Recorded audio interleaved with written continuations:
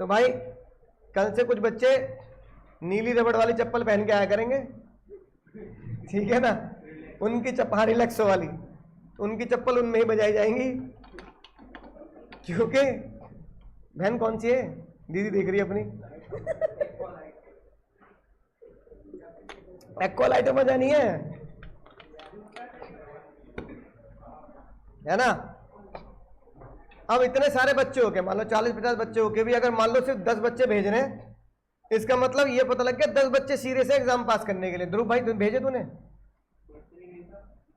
Question, क्या तरीका, ये फोटो नहीं खिंचवाई थी पिछली क्लास में, शिकायत करूंगा मैं, एक का नाम तो याद है ना कम से कम, बोलूंगा भाई इसके घर पे कॉल कर दो।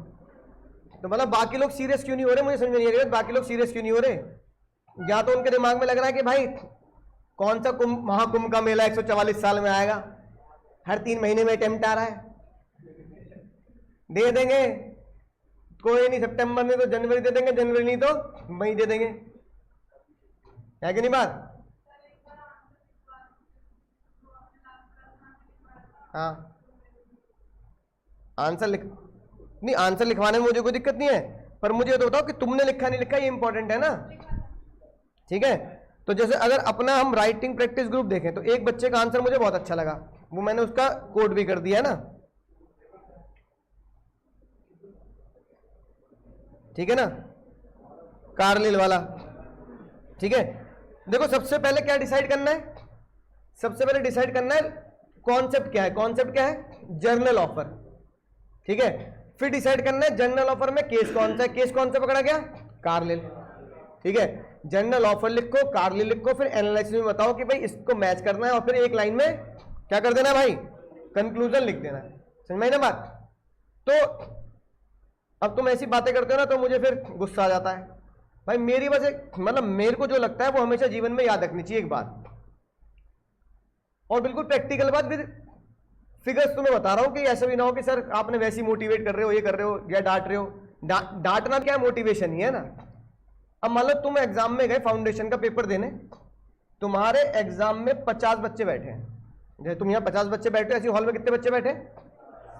अब तुम्हें पिछले अटेम्प्ट का रिजल्ट देख के पता लगा कि 1,20,000 बच्चों ने पेपर दिया, 90,000 फेल कर दिए, और 20% बच्चे पास हुए, यानी कि 80% बच्चों को क्या कर दिया गया है। भाई इसमें तो मैं कोई झूठ नहीं बोल रहा, ये तो सच है, तुम नेट पे पता लग जाता है ना। इतने बच्चे पास, इतने बच्चे पास, बल्कि आईसीआई तो ये भी देता है फीमेल इतने पास, मेल बच्चे इतने पास, आईसीआई ये डेटा भी देता है कि कितनी लड़कियों ने एग्जाम दिया, कितने लड़कों ने एग्जाम दिया, इसमें इनका रेशियो कितना रहा। अब 50 का 20 पर तुम जिस हॉल में बैठे, मैं उस हॉल की बात कर रहा हूं, छोड़ो ऑल ओवर इंडिया की बात नहीं करते हम कि भाई जम्मू का बच्चा, केरल का बच्चा, गुजरात का बच्चा, है ना, ये कहां पेपर दे रहा है, ये तो इनसे तो कंपटीशन है ही तुम्हारा इनडायरेक्ट। तुम जब घर में रील चला रहे होते हो, टाइम पास कर रहे होते हो, है ना, तो तुम ये सोचा करो गुजरात में कोई बैठा बच्चा क्या टाइम पास कर रहा होगा, क्योंकि वो भी यही सोच रहा है कि नोएडा में बैठा वो बच्चा क्या टाइम पास कर रहा होगा, तो वो पढ़ रहा होगा। फिर क्या चेन्नई में बैठा वो बच्चा टाइम पास कर रहा होगा, है ना, वो क्या कर रहा होगा, पढ़ रहा होगा। क्यों, क्योंकि ये जो ऐसे हर साल रिजल्ट की परसेंटेज देता है, वो ये बताने के लिए देता है कि ये सोच के आना अगली बार, जो रह गया वो फिर से सोचे, और जो पहली बार दे रहा है वो ये सोच के आए 50 का 20% 10 और 40 फेल, घर वापस, और 10 भैया सीए इंटर में। इंटर में भी फिर सेम यही होता है, और परसेंटेज 10-20 की जगह कितनी हो जाती है, 15 या 14-15 हो जाती है, और फाइनल में 10% तक गिर जाती है। अब मेरा मानना यह है कि मान लो तुम सारे के सारे बच्चे, है ना, एक सेंटर पे तो नहीं जा रहे सारे, जिस भी सेंटर पे पहुंचे और तुम्हें वहां पर 50 बच्चों का एक हॉल भरा मिला, तो तुम्हें खुद को यह पता होना चाहिए इसमें से कितने बच्चे पास हैं, 10 पास हैं। अगला सबसे खतरनाक सवाल यह कि उन 10 में मैं हूं या नहीं हूं, यह कॉन्फिडेंस आना चाहिए। अगर तुम्हें कॉन्फिडेंस है इन 10 में तो मैं हूं, बाकी जो बैठे हैं ना उनमें 9 जो होंगे वो होंगे, बाकी 40 फेल हैं। तो अगर ये कॉन्फिडेंस आ रहा है तो कॉन्फिडेंस लेवल पास करा देता है, क्योंकि मुझे पता है कि इन 10 में तो मैं हूं, तो मुझे सिर्फ क्या करना है, मुझे लिखना है जो मुझे आता है, और वो मुझे आता है या नहीं आता, वो मुझे इसलिए आता है क्योंकि मैंने उसकी प्रैक्टिस की है। और यहीं तुम गलती कर रहे हो। यानी कि जब तुम्हारा पेपर अटेम्प्ट आया, उस अटेम्प्ट में दोपहर के 2 बजे जिस हॉल में तुम बैठे होंगे, वो 3 घंटे डिसाइड कर देगा कि तुम्हें इंटर में पहुंचना नहीं पहुंचना। वो 3 घंटे में एक ही चीज डिसाइड करते हैं, मुझे इंटर में पहुंचना नहीं पहुंचना, वो मेरा कॉन्फिडेंस। कई बच्चे सिर्फ इसलिए रह जाते हैं कि वो होते होशियार है पर वो घबरा जाते हैं। अकाउंट्स का पेपर, फिर लॉ का पेपर, मैथ के आते आते तो बेचारे बिल्कुल है ना परेशान हो जाते हैं, भाई मेरा पहला पेपर ऐसा हो गया, अकाउंट का पेपर ऐसा हो गया, लॉ का पेपर ऐसा। समझे बात को?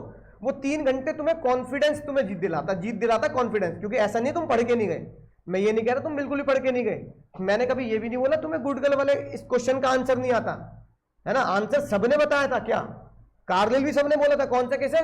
कार्लिल। तुम सबने बोला राखी जीतेगी, इसका मतलब आंसर तो तुम्हें भी आता है। अब मुद्दा ये कि जो बच्चा मेरे हॉल में बैठा है क्या उसे नहीं आता होगा? तो आंसर तो उसे भी आता है। तो जो चीज उसे भी आती है और जो चीज मुझे भी आती है, फिर मुझे इन 10 में कैसे, फिर इन 10 में कौन लेके आएगा? लैंग्वेज पे पकड़ कौन लेके आएगा? उन 50 बच्चों में से 40 बच्चों को इसलिए फेल किया जाता है क्योंकि उनको किस में पकड़नी है?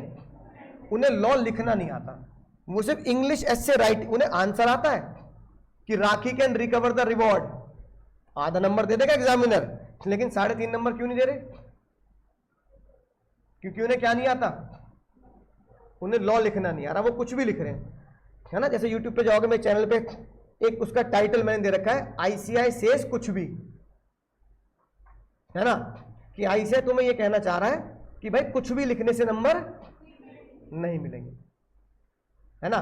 कल मैंने एक वीडियो डाली बच्चे की, चेक करके जनवरी में फेल हो गया, उसका वीडियो का टाइटल मैंने ये बनाया क्योंकि उसको देख के मुझे आईसीआई की फीलिंग आ जाती है कॉपी चेक करने वाले की, कि आईसीआई नीड क्वालिटी। उसने पूरा पेपर भर रखा है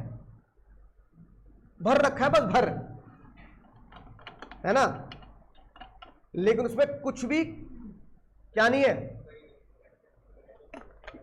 क्वालिटी नहीं है, बस भर दिया ये सोच के कि थ्योरी का पेपर है तो थ्योरी भरनी है।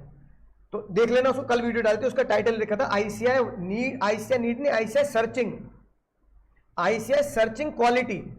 क्वांटिटी मैटर नहीं करती, सिर्फ क्या मैटर करती है? आईसीआई क्वालिटी ढूंढ रहा है और भाई तू उस क्वालिटी में नहीं आ रहा।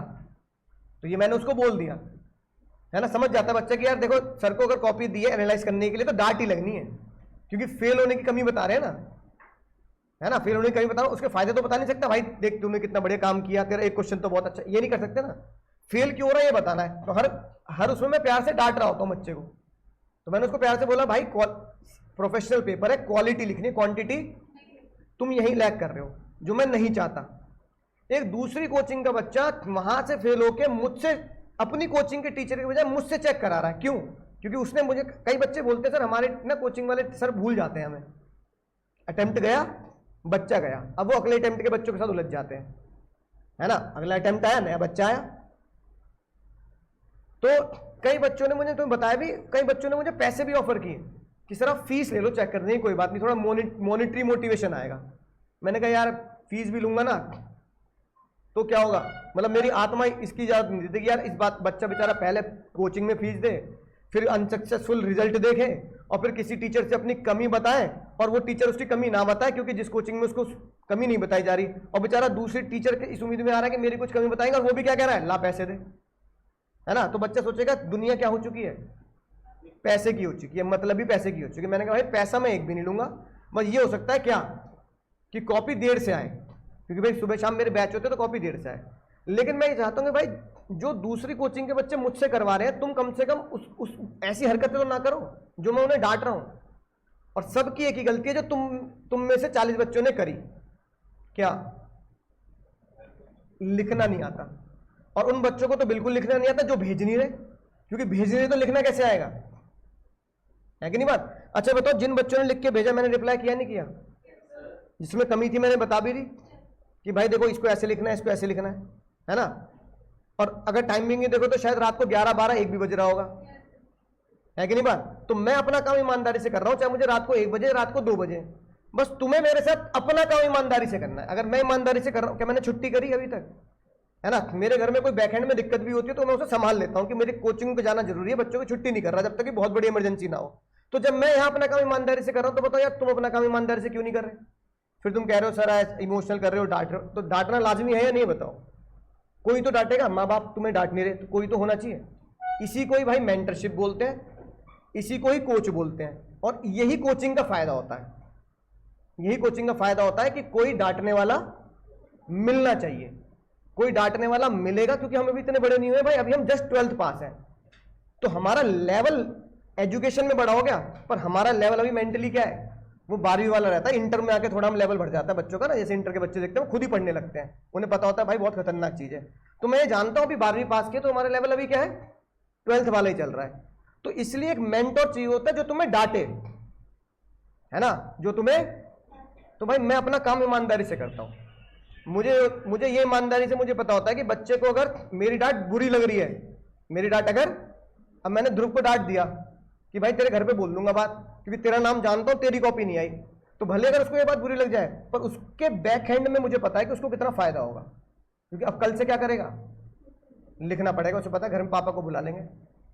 भाई पैसे क्यों बर्बाद कर रहे हो बच्चे का अपना, तो लिखेगा। अब लिखेगा ना तो मुझे पता है पहले क्वेश्चन में गलती होगी पर 10वें क्वेश्चन में सही लिखेगा। तो मैं अपना काम ईमानदारी से करता हूं, घर पे भी है, क्लास में भी। तुम ईमानदारी से नहीं किया इसलिए तुम्हें मुझे डांटना पड़ रहा है। तो भाई बोलो, करोगे नहीं करोगे ईमानदारी से? भाई इंटर में जाना है नहीं जाना? सीए में अगर कदम रखा है तो इंटर फाइनल अपनी डिग्री सीए नाम लेने के लिए, प्रीफिक्स लेने के लिए किया है, टाइम पास के लिए सीए मत करो कि भर दी कोचिंग, भर दिया एग्जाम फॉर्म। नहीं, ये एटीट्यूड बेकार है। एटीट्यूड होना चाहिए भरा है तो पास होने के लिए भरा है, अनसक्सेसफुल रिजल्ट देखने के लिए नहीं भरा। क्या रिजल्ट देखने के लिए भरा है? सक्सेसफुल रिजल्ट देखने के लिए भरा है। और उसकी पहली सीढ़ी वही है जो तुम्हें बता रहा हूं कि उन 3 घंटे में कॉन्फिडेंस जब आएगा जब तुम्हें पता होगा कि तुमने लिखा है। अब जिस बच्चे ने लिख के भेजा है ना, उन्होंने चाहे गलत भी लिखा हो, लेकिन उन्हें पता है कि गलती 10-20% है, पर मुझे लिखना आता है। अगर देख के लिखना हो तो शुरू में देख के लिख लो, क्योंकि मुझे पता है बाद में 1 महीने बाद तुम उसी प्रोविजन को बिना देख के लिखोगे तो लिखना आ जाएगा। समझ में आई ना बात? तो आज का जो होमवर्क होगा भाई उसको सबको देना है ना। ये जरूर होगा कि भाई चेक मैंने देर से किया हो, लेकिन चेक मैं जरूर कर दूंगा। ठीक है, तो इसी उम्मीद के साथ भाई शुरू करता हूं आज की क्लास। ये लिखवाता हूं अभी क्लास के बाद, है ना, मतलब पढ़ाने के बाद, कि इन 10 बच्चों में मुझे आना है, बिल्कुल मैथमेटिकल फिगर है, मुझे इन 40 बच्चों के साथ घर वापस नहीं लौटना, है ना। उम्मीदों पे पानी फेर के, अपनी भी घर वालों की भी उम्मीदों पे पानी, इस 10 बच्चों में आना है। तो उन 50 से कंपटीशन है जो तुम्हारी क्लास में बैठे हैं, तो तुम्हें पता होना चाहिए इन 10 में मैं आऊंगा। और वो तब पता होगा जब तुम यहां मुझे बताओगे कि मैं सर उन 10 की तैयारी कर रहा हूं। तो 50 में से 10 की तैयारी कर रहे हैं हम, यानी 1 लाख में से सिर्फ 20,000। इन 10 में आने के लिए ना भाई लॉ को याद भी करना पड़ेगा और लॉ को लिखना भी पड़ेगा, है ना। तो जो बच्चे कह रहे हैं सर ये आज लिख देना, तो ये क्वेश्चन मैं आज लिख दूंगा, लेकिन पहले थोड़ा सा पढ़ लेते हैं, ठीक है। तो मुझे पूरी उम्मीद है, मुझे गुस्सा मत दिलाया करो, वरना मैं तुम्हें किसी दिन कसम मां भवानी की दे दूंगा, फिर तुम कहोगे सर कसम मत दिया करो सर, डर लगता है सर। इसमें वो भी पूरा चैप्टर पढ़ेंगे आगे, पूरा चैप्टर इसका। तो पिछली क्लास में बहुत ही इंपॉर्टेंट डेफिनेशन याद की थी, पूरा आधे घंटे से ज्यादा लगाया था इस डेफिनेशन में, जिसे हम आज बिना देखे बोलेंगे। As per section 2A, a person is said to make the proposal when he signifies to another his willingness to do or abstain from doing with a view to obtain the assent of such act or such। देखो सुनने में कितनी खतरनाक लग रही है, पर अब याद क्यों हो गई? क्योंकि हमने बहुत डिटेल में ये बात पढ़ ली थी, ठीक है। फिर इसकी हमने ब्रेक डाउन किए थे, इस शब्द में कितनी खतरनाक बातें लिखी हैं कि 2 लोग होने चाहिए, है ना, मजाक में नहीं होनी चाहिए बात, पॉजिटिव भी होता है ऑफर और नेगेटिव भी होता है। हमने पढ़ लिया टाइप्स ऑफ ऑफर पढ़े थे, जिसमें सबसे इंपॉर्टेंट एग्जाम के लिए क्या बनता है, जनरल ऑफर, बिल्कुल डिटेल में बताई थी बात कि क्या हुआ था। फिर इसका हमने चीट कोड याद किया था, ऐसे बोला, है ना। अगर क्वेश्चन आया right the types of offer 4 marks में 5 मार्क्स में, तो तुम्हें 5 ऑफर लिखने पड़ेंगे। और तो इस चीट कोड से हमें याद आ सकती है हेडिंग, भाई ऑफर की हेडिंग तो याद हो। अब आज क्या शुरू करना है हमें सर? आज का हमारा मुद्दा है, बोलो, लीगल रूल। अब जब भी मैं किसी को ऑफर दूंगा तो मुझे कुछ नियम फॉलो करने पड़ेंगे। अगर मैं वो नियम फॉलो नहीं करूंगा तो वो ऑफर मेरा क्या माना जाएगा? इनवैलिड यानी वॉइड माना जाएगा।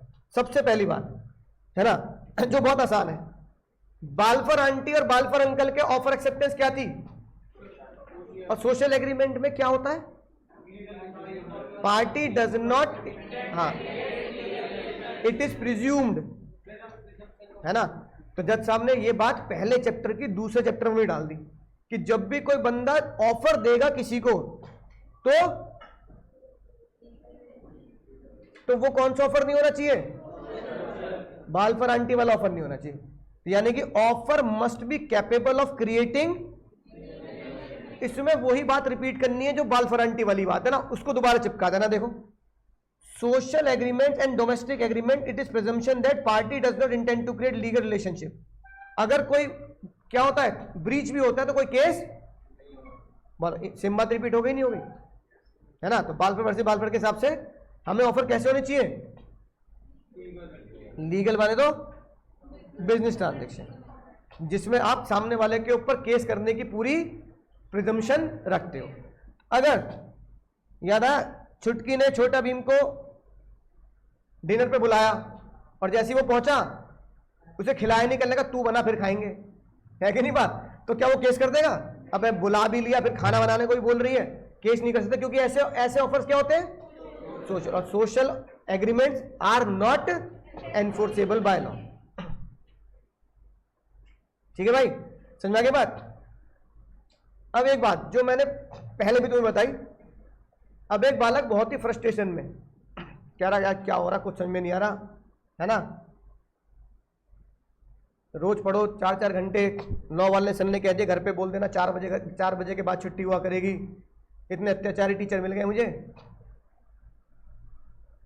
परेशान होकर बेचारा गर्मी में एक दुकान पे पहुंचा, क्या बोल रहा है मेडिकल स्टोर वाले से?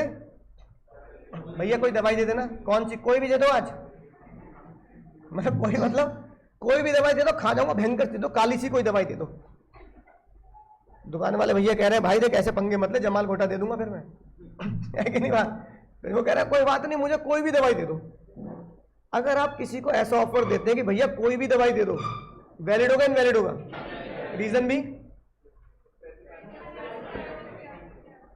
You are creating the confusion, यानी सर्टेनिटी नहीं कर रहे आप उसके साथ।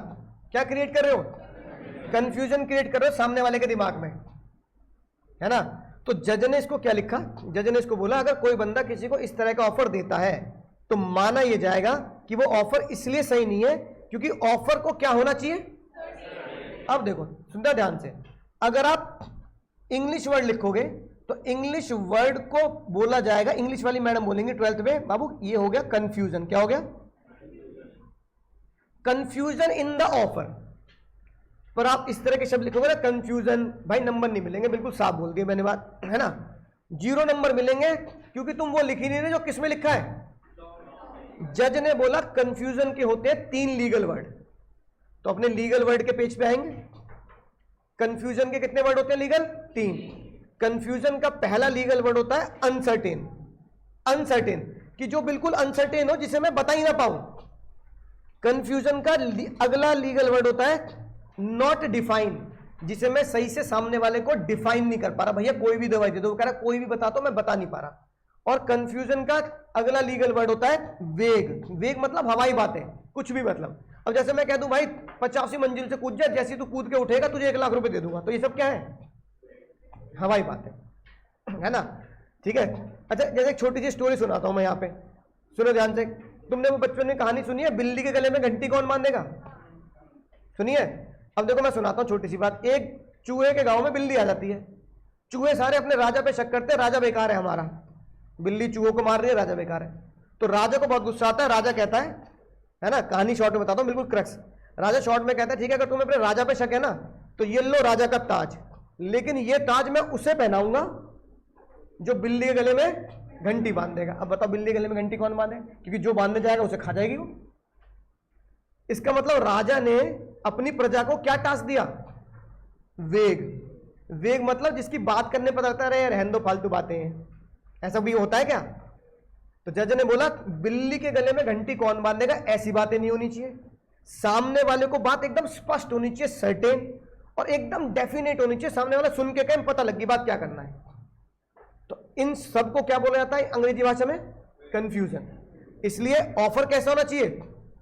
Offer must be certain, offer must be unambiguous, यानी कि डेफिनेट। अनएम्बिगुअस मतलब जो जिसे बताने में मुझे ये नहीं पता लग रहा कि समझाऊं क्या।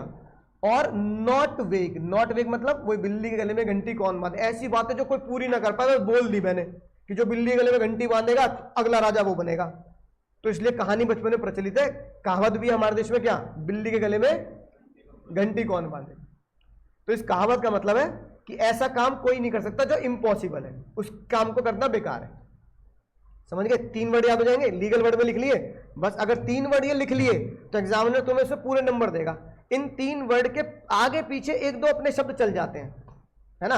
अब कोई 100% लॉ तो नहीं लिख सकता, लेकिन आईसीआई कहता है कम से कम 70 से 80% तो होना चाहिए, है ना, लीगल पर्सन बनने के लिए इतना होना चाहिए। ये लिखी बात। If the term is vague then no content can be created, because ये एग्जैक्टली पता ही नहीं होता कि मैं पूछ क्या रहा हूं। 3 एग्जाम्पल। पहला, मैंने तुमसे बोला कि भैया मेडिकल स्टोर वाले से बोला कोई भी दवाई दे दे। अब जब ये केस आया था तो उसमें एक बंदे ने ये बोला भैया मुझे 100 लीटर तेल दे दे। पता लगा सामने वाला 10 तरह के तेल बना रहा है। वो कह रहा भैया कौन सा दे दूं, सरसों का दे दूं, रिफाइंड ऑयल दे दूं, मिट्टी का तेल ले जाओ पकौड़े तल लेना, है ना, केरोसिन ऑयल, कौन सा दे दूं?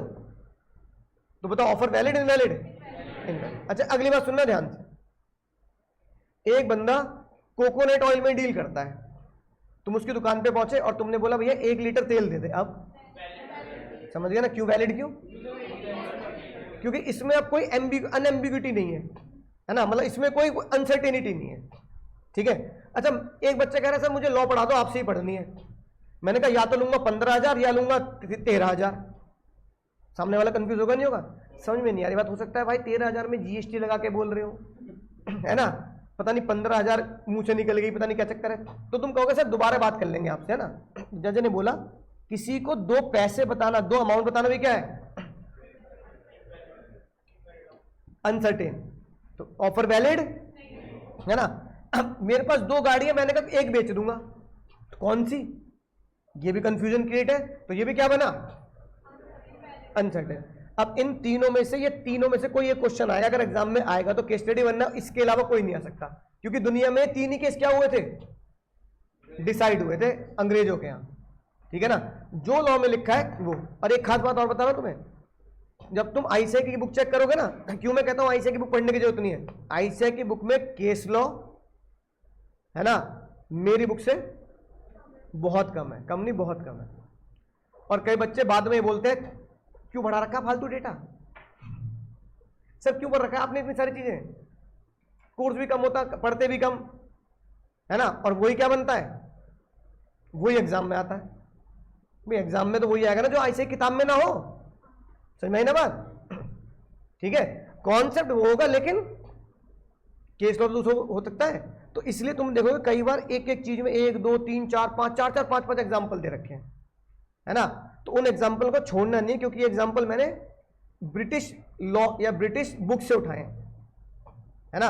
अगली बात सर, अगली बात बहुत इंपॉर्टेंट, जो आज तुम्हें पढ़ के मजा आएगा। ये बताओ भाई, तुम लोग कभी बिग बाजार जैसी जगह पे शॉपिंग करने गए हो? तो वहां की खास बात होती है, एक ट्रॉली उठाते हैं लोग, उठाते हैं ना, समझ गए?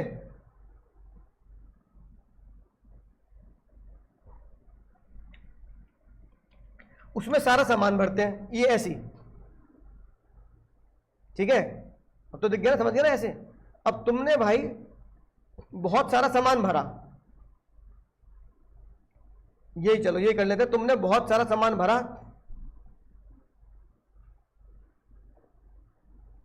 ओहो भैया कितनी छोटी पिक है ना, बहुत सारा सामान भरा, कुछ घंटे भी लगाए होंगे, पहुंचे, सामान डाला, चेक कर करके डाला, कई तरह की वैरायटी होती है। फिर भाई ऐसी काउंटर पे एक बैठा होता है सेल्समैन, जैसे मैं बैठा हूँ, फिर यहाँ वो बिलिंग कर रहा होता है, यहाँ तुम्हारा सामान भैया यहाँ रखते जाओ, मैं टैप करके बिल, है ना, करा होगा ना सबने, देखा तो होगा।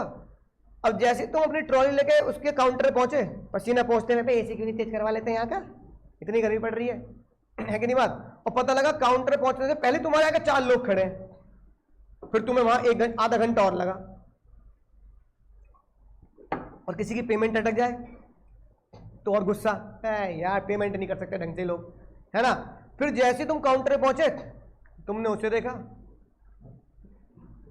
उसने तुम्हें देखा, तुमने कहा, उसने भी कहा, तुमने कहा भाई क्या कह रहा है, क्या कह रहा है, तेरी नहीं करूंगा बिलिंग, शक्ल पसंद नहीं आई मुझे तेरी। तो कह रहा भाई गुस्सा मत दिला, यूपी के हैं हम, बात बाद में करते हैं, और पहले हाँ पहले मार पिटाई हो जाती है, क्या तरीका है, कह रहा मतलब सर मैं आपकी बिलिंग नहीं कर सकता, नहीं कर सकता। क्या करें भाई, अब मार पिटाई नहीं करनी, क्या करें, क्या करें, मार पिटाई नहीं करनी, क्या करें, केस।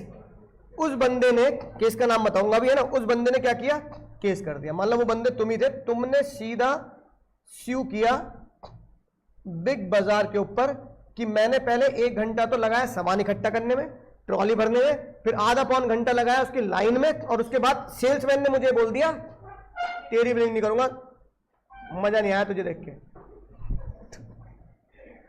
तेरी बिलिंग नहीं करूंगा मैं। अब ये कोई तरीका मना कर देगा, है ना। कौन जीतेगा, तुम जीतोगे या बिग बाजार जीतेगा, बिग बाजार विन। बिल्कुल गलत जवाब, लगाओ कांटे। सर हम जो सोचते लॉ में हमेशा उल्टा होता है, अगली बार से हम उल्टा ही बोलेंगे। अब सुनो, अब सुनो ध्यान से, अब तुम ये, अब आज बहुत गहराई की बात, मतलब बहुत फेवरेट कॉन्सेप्ट है मेरा ये, क्योंकि प्रैक्टिकल है, तुमने कभी ऐसा सोचा नहीं। ये बताओ ऑफर किसने किसे दिया,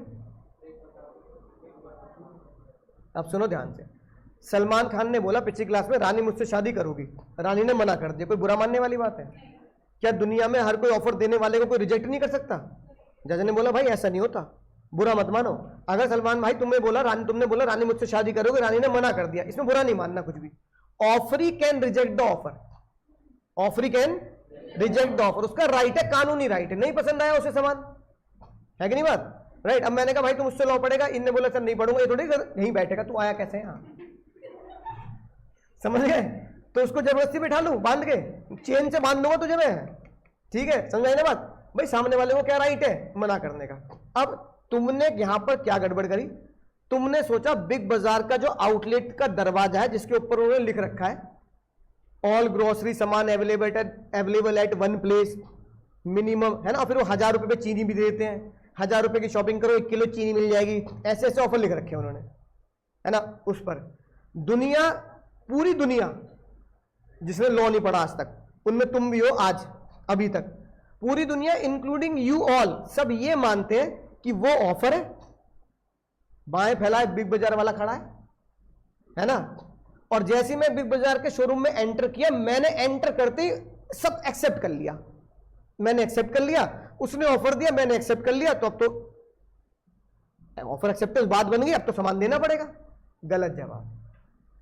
जज ने माना ये जो बिग बाजार के आउटलेट पे उन्होंने अपने बैनर लगा रखे हैं, ये बाबू ऑफर नहीं है, ये तुम्हें सिर्फ क्या है, हां तुम्हें एक लालच, न्योता, इनविटेशन, तुम्हें इनवाइट किया गया है, ये लालच देकर, ठीक है ना, तुम्हें इनवाइट, सिर्फ क्या किया गया है, तुम्हें इनवाइट किया गया ये लालच देकर कि तुम हमारे पास आ जाओ बस, है ना, बात समझ में आई ना। जब तुमने इनविटेशन एक्सेप्ट किया तो invitation is not the offer, invitation is just the invitation. तो जब तुमने इनवाइट किया तुम्हें, तो तुमने इनविटेशन पाकर उसके शोरूम में गए, तो जब तुमने बोला बिग बाजार के काउंटर पर जाकर कि भाई इसकी बिलिंग करते, तो जज ने ये नहीं माना तुमने ये बोला इसकी बिलिंग कर दे, जज ने ये माना तुमने बोला क्या तुम मुझे सामान बेचेगा, उसने क्या बोला, नहीं बेचूंगा। तो गुस्सा क्यों हो रहे हो, समझ में आई बात। एक्चुअली में हमारे मन में ये भ्रम इसलिए है क्योंकि हम बिग बाजार के काउंटर पे जाके क्या बोलते हैं, भैया बिलिंग कर दे, अगली बार से ये नहीं करना। अगली बार से क्या करना है भाई, है? हाँ, अगली बार से बिग बाजार वाले से बोलना कि भैया तुमने कोई सामान उठा लिया, मान लो बिग बाजार तुमने कोई बोतल ले ली, तुमने कोई सामान उठा लिया, तो बोतल लेके बोलना भैया बेचेगा मुझे, तो क्या बोलेगा? अगर हाँ करेगा तो बिलिंग होगी, और नहीं करेगा तो बुरा मत मानना। एक्चुअली में तुमने ऑफर दिया किसको? बिग बाजार के काउंटर पर। चाहे तुमने उस ऑफर को देने में 2 घंटे लगा दिए, उसमें जज को मतलब नहीं है। जज ने बोला तूने ट्रॉली भरी, 1 घंटा सवा घंटा लगा दिया, तो फिर लाइन में लगा, उसमें 1 घंटा लग गया, तुझे 2 घंटे लग गए कहां तक पहुंचने में? बिग बाजार के काउंटर पे। तुझे कितनी दिक्कत रही हो, तेरा कितना टाइम वेस्ट हो, हमने ये मान लिया है कि तूने बिग बाजार के काउंटर पे क्या ऑफर दिया है? भैया ये जो सारा सामान ट्रॉली में भर रखा है, क्या तुम मुझे सामान बेचोगे? उसने क्या बोल दिया? नहीं बेचूंगा। अब लड़ना नहीं, समझ बात? यानी कि जज ने बोला display of goods is just the invite to give me the offer, है ना? Right, invite me to give me the offer. भाई ये तुम्हारे साथ भी है, पता है क्या? अगर तुमने देखा सीए फाउंडेशन क्लासेस, ये ऑफर नहीं है, ये तुम्हें डिस्प्ले करके इनवाइट करा जा रहा है। फिर तुम ऑफिस में जब कह रहे हो तो तुम्हें जाने अनजाने पता नहीं लगा, तुमने ऑफिस में मैडम को बोला ऑफर कि हम ये फाउंडेशन, सीए फाउंडेशन पढ़ेंगे, और उन्होंने क्या कर लिया? एक्सेप्ट। अच्छा, किसी बच्चे को और मना कर दे बाई चांस कि नहीं पढ़ाएंगे, तो बच्चा फिर फैल जाएगा। भाई बोर्ड उतारो बाहर, बोर्ड उतारो बाहर, बोर्ड कैसे लग रहा है, समझ गए ना बात? नहीं, आप ये लड़ नहीं सकते बोर्ड क्यों लगा रखा है, फिर जब नहीं पढ़ाना तो नहीं पढ़ाना, तो बोर्ड क्यों लग रहा है सीए फाउंडेशन का, उतारो बोर्ड, फेंको। नहीं, क्यों? आज पता लग गया। The displaying of the board is तुम्हारा आना और हाँ या ना करना, बिग बाजार के अंदर घुसना इनविटेशन, तुम्हारा काउंटर पर जाना ऑफर। सेम हम रेस्टोरेंट में करते हैं। रेस्टोरेंट में तुमने मान लो भूख लगी, तुम्हें दाल मखनी मंगाई, है ना? सुनो भाई, क्या लिख रखा है उन्होंने रेस्टोरेंट के उस पर? दाल मखनी। अब तुमने बोला भैया 1 प्लेट दाल मखनी ले आओ, उसने कहा दाल मखनी नहीं है, तो उसका मेन्यू फाड़ दोगे? कांटे से लिख क्यों रखा है दाल मखनी, लिख क्यों रखी है? फिर समझना ही बात? बताओ, वो मना करने का अधिकार रखता है, रखता? इसका मतलब ये है कि रेस्टोरेंट का बोर्ड इज इनवाइट, और तुम्हारा ये पूछना भैया 1 प्लेट दाल मखनी ले आ। जज ने बोला ऐसा नहीं बोलना था, क्या बोलना था? भाई क्या तू 1 प्लेट दाल मखनी मुझे देगा? और उसने रिजेक्ट कर दिया। समझ ना बात? यानी दुनिया में जो भी तुम काम कर रहे हो, एक्चुअली उन सब में इनविटेशन है तुम्हें। Restaurant is the invitation, coaching is the invitation, big बाजार इज द इनविटेशन, हर जगह इनविटेशन है। तुम ऑफर दे दो, सामने वाला क्या कर देता है? इस महान केस का नाम Pharmaceutical society of Great Britain versus Boot Cast. अरे सर छोड़ दो सर, याद सर बाल पर वर्सेस बाल पर कितना सुंदर था, लेकिन क्या करें भाई, एग्जाम में आता है। रूल्स ऑफ ऑफर में यही एक ऐसा कॉन्सेप्ट है जो एग्जाम में आने की बहुत संभावना रहती है। याद हो जाएगा, एक बार बोलना फिर से, pharmaceutical society of Great Britain versus, क्या रिजल्ट आया बाबू? Display of the goods was only.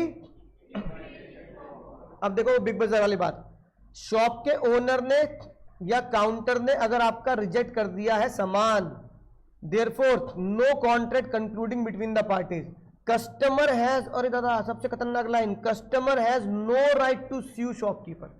आप बिग बाजार के ऊपर केस नहीं कर सकते, चाहे तुम्हारे 2 घंटे वेस्ट हो गए हो वहां, है ना? लड़ाई झगड़ा नहीं कर सकते तुम उससे कि मेरी बिलिंग क्यों नहीं कर रहा, तू मना कर दिया, कर दिया, समझे ना बात? तो बहुत ही खतरनाक केस, ठीक है? अच्छा एक चीज और, ये बताओ केस करने वाले को क्या बोला जाता है? और केस जिसके ऊपर केस होता है, तो कई बार तुम्हें केस लॉ के अंदर केस करने वाले बंदे का नाम लिखने की बजाय क्या लिखा मिलेगा? प्लेंटिफ और डिफेंडेंट। समझ में आई ना बात?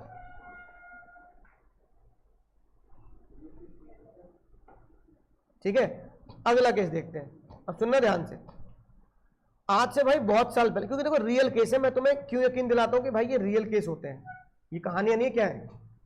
आज से बहुत साल पहले इंग्लैंड में एक जमीन थी, उस जमीन, जैसे अपने अपने जमीन का, घर का नाम रखते थे लोग, उस जमीन का नाम था बम्पर हॉल पेन। कई बार बच्चों को लगता है सर ये क्या है, पेन होगा, लेकिन वो क्या है बाबू, ये जमीन देखो, ये जमैका में। तो दोस्तों बहुत साल पहले, मतलब पढ़ने की जरूरत नहीं है इसके बारे में। बम्पर हॉल, ये केस है वो बम्पर हॉल पेन का, है ना।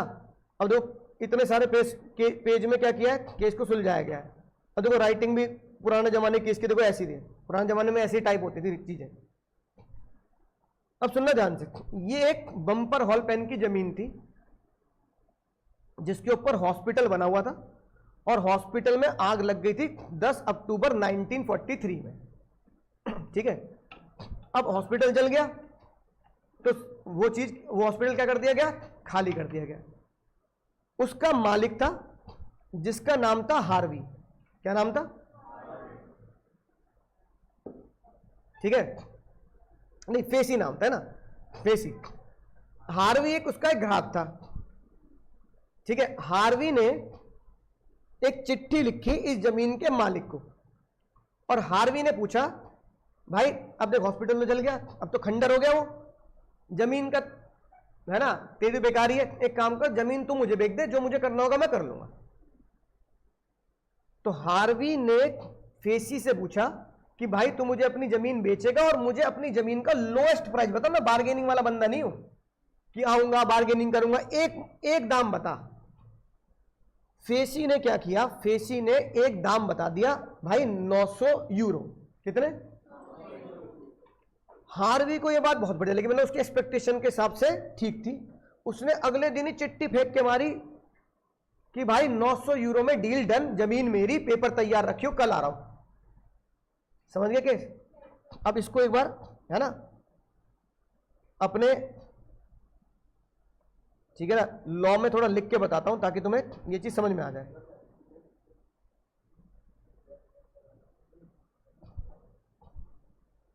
ठीक है, अब केस समझना बहुत ध्यान से, साथ साथ नोट भी करते हैं ना। नोट करने से क्या होता है, दिमाग में वो डायग्राम बनता है, याद रहती है बात। जैसे मैंने अभी बिग बाजार वाला बनाया,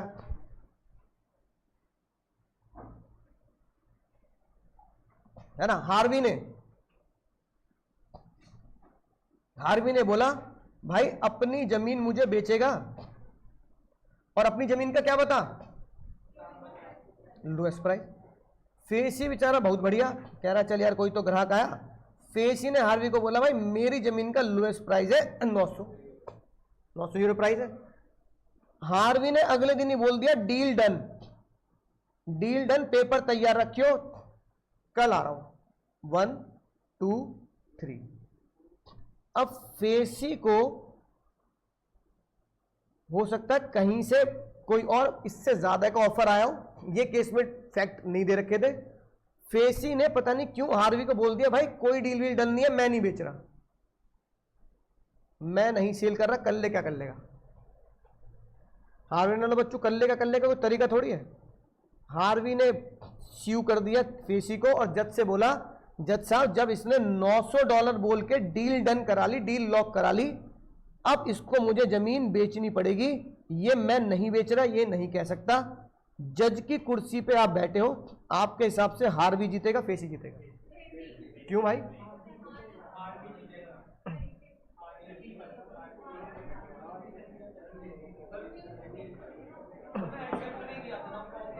उनने कह तो दिया 900 यूरो।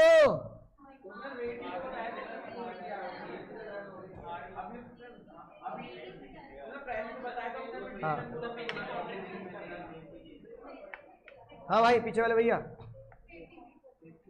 हार्वी फेसी पक्का? बस 2-4 बच्चे जो हार्वी कह रहे हैं, ठीक है।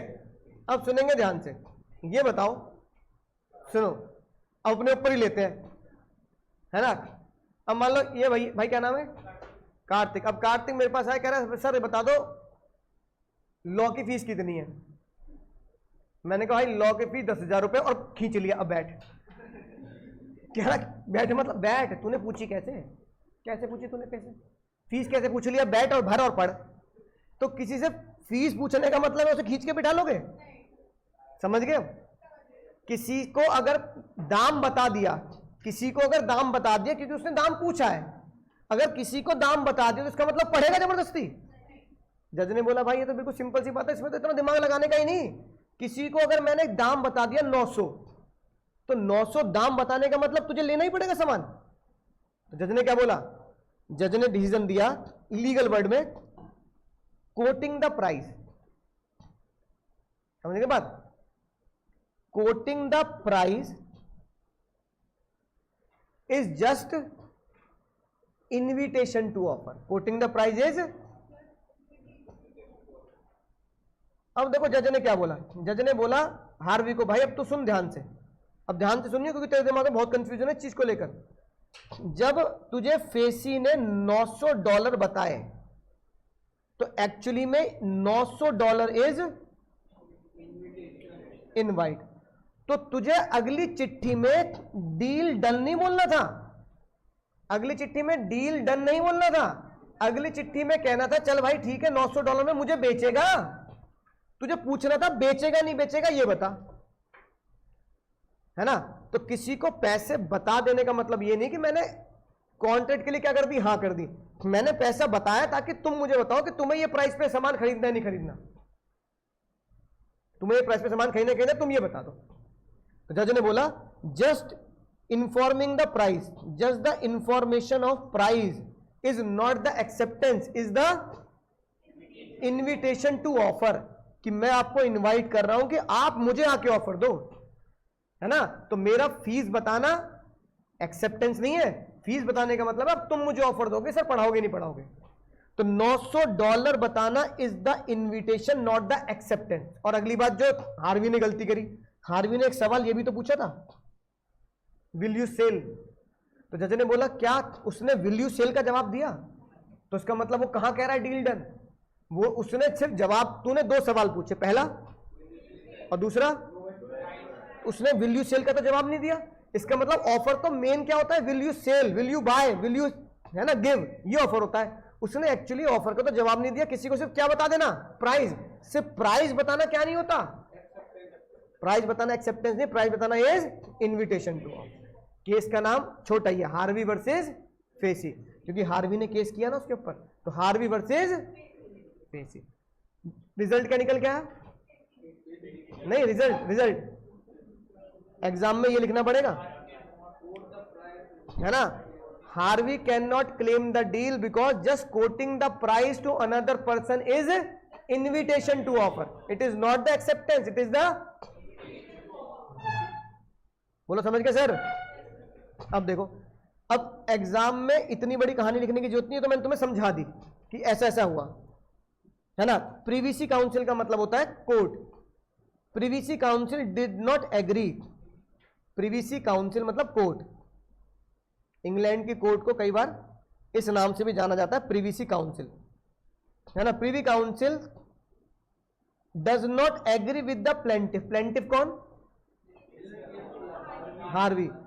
कि Harvey has asked the 2 question और फेसी ने किसका आंसर दिया था? उसने पहले का तो आंसर दिया ही नहीं।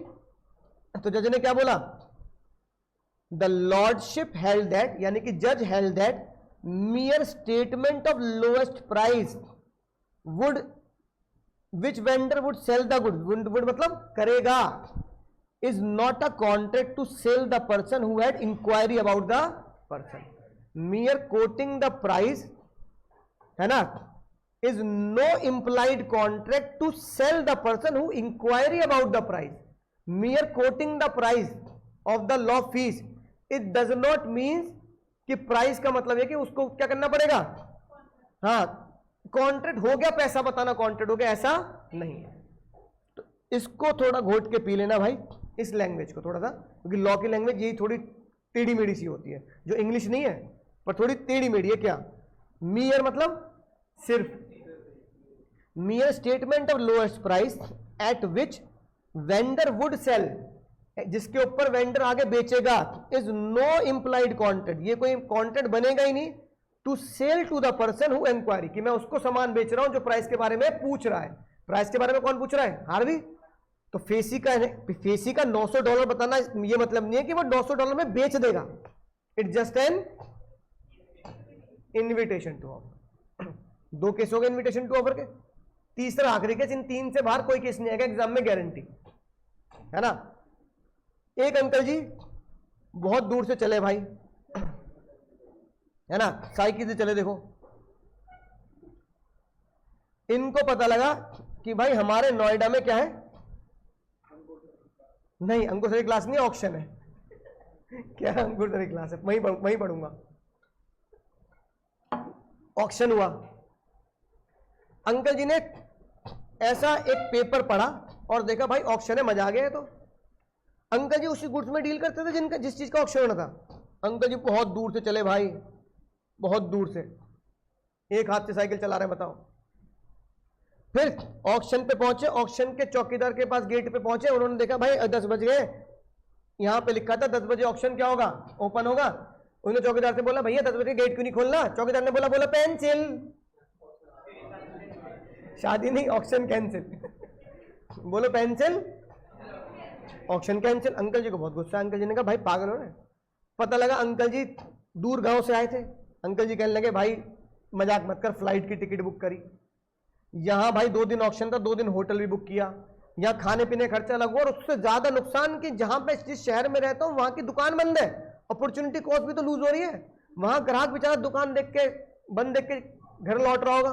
पड़ोसी बता रहे होंगे भैया बाहर गए हैं, चिंता मत करो, बीमारी नहीं है, दुकान बंद नहीं है, दुकान चालू। पड़ोसियों को रिक्वेस्ट करनी पड़ रही है, भाई कोई ग्राहक आके पूछे तो बता देना परसों मिलेंगे, है ना। बताओ यार, यहाँ पड़ोसी का एहसान भी लेना पड़ रहा है। और उसके बाद तुम कह रहे हो ऑक्शन कैंसिल, 2 दिन होटल, फ्लाइट मेरी 2 दिन बाद की, 2 दिन यहाँ क्या करूंगा मैं नोएडा में? अट्टा घूम लेना। चौकीदार ने बोला अट्टा घूम लेना। अंकल जी ने केस कर दिया ऑक्शन कराने वाली कंपनी और उनके वकील पर। अंकल जी का नाम था हैरिस और ऑक्शन कराने वाली कंपनी के वकील का नाम था, या ओनर का नाम था, निकरसन। इसलिए केस का नाम पड़ा हैरिस वर्सेस एन निकरसन। अंकल जीतेंगे, ऑक्शन वाला जीतेंगे? ऑक्शन वाले जीतेंगे। बताओ, इतनी दर्द भरी कहानी है, दर्द भरी कहानी में उलझ गए, इसलिए बिल्कुल गलत जवाब। लगाओ कांटे। मैंने तुमसे क्या बोला है? लॉ की क्लास में दिल घर पे रख के आने का है। जैसे बंदर ने मगरमच्छ को बताया था ना बचपन में, अरे भाई मेरा दिल तो जामुन के पेड़ पे रह गया, तू मुझे ले जा रहा, मेरा दिल तो कहां रह गया। ऐसे तुम्हें अपना दिल जामुन के पेड़ पे रख के आना है लॉ की क्लास में, और अपने घुटनों का साथ। कल से मैं लाऊंगा डॉक्टर ऑर्थो तुम्हारे लिए। डॉक्टर ऑर्थो थोड़ा लिया करना लॉ की क्लास से पहले, फिर मिला करना घुटनों में, तो तुम दिमाग लगाओगे, दिल नहीं लगाओगे। जज ने बोला जो तूने पढ़ा, क्या तूने उससे बोली लगाकर सामान खरीद लिया? अंकल जी चुप हो गए, हैरिस अंकल। फिर हैरिस अंकल को बोला अच्छा ऑक्शन अगर ओपन होता तो अंकल क्या करते आप? हैरिस अंकल बोले ऑक्शन में बोली लगाता और कहता 1 करोड़। सामने वाला कहता 1 करोड़ 1, 1 करोड़ 2, 1 करोड़ 3, और वो सामान मेरा हो जाता। तो जज ने बोला बोली तूने लगाई और सामने वाले ने एक्सेप्ट कर लिया, तो बताओ ऑफर किसने दिया? तो अंकल ने बोला ऑक्शन सेल में बोली लगाना, बिड लगाना होता है ऑफर, और तीसरी बार हथौड़ा गिरना क्या होता है? तो ये जो तुम चौकीदार से बात कर रहे हो पढ़ पढ़ा के, ये क्या हुआ? तो फिर जब इनविटेशन टू ऑफर हुआ है तो तुम ऑक्शन कंपनी के ऊपर केस, और केस कर भी दे तो क्या हो गए? हार गए। हार नहीं जाओगे, हार गए, है कि नहीं बात? तो जज ने बोला इनविटेशन पर कोई भी केस नहीं हो सकता भाई। इनविटेशन मतलब इनविटेशन, आप आओ, आपकी मर्जी है, नहीं आओ तो। अच्छा अगर हैरिस अंकल नहीं पहुंचते तो क्या निकरसन अंकल नाराज हो जाते? हैं अंकल तुम नहीं आए यार, अच्छा लग रहा है, ऐसे नाराज हो जाते क्या? तो फिर जज ने बोला तुम्हारे आने और ना आने, बोली लगाने ना लगाने से निकरसन पर कोई फर्क, इसलिए तुम आओ या मत आओ कोई फर्क नहीं पड़ता, ये इनवाइट था। तो हालांकि कुछ केस ऐसे होते हैं दिल में बहुत जोर पड़ता है, एक बालफर वर्सेस बालफर, और एक ये वाली बात कि एक बंदा इतनी दूर से आ रहा, पैसा भी खर्च कर रहा है, तब भी उसे हरा दिया। पर इसलिए लॉ कभी भी दिल से, x can not enforce the contract, खेल खत्म कर दिया जज साहब ने। रीजन समझ गए? Auctioneer does not contract with the Harris uncle who attend the sale. Auctioneer ने उनसे कॉन्ट्रैक्ट नहीं किया जो अटेंड करते हैं, ऑक्शनर उनसे कॉन्ट्रैक्ट करेगा जो बोली लगाता है। किससे कॉन्ट्रैक्ट होता है? The contract only with the person who makes the bid, है ना। तो जज साहब ने क्या बोला? Auction is only invitation, advertisement that is invitation. समझ गए 3 केस? पहला बोलना,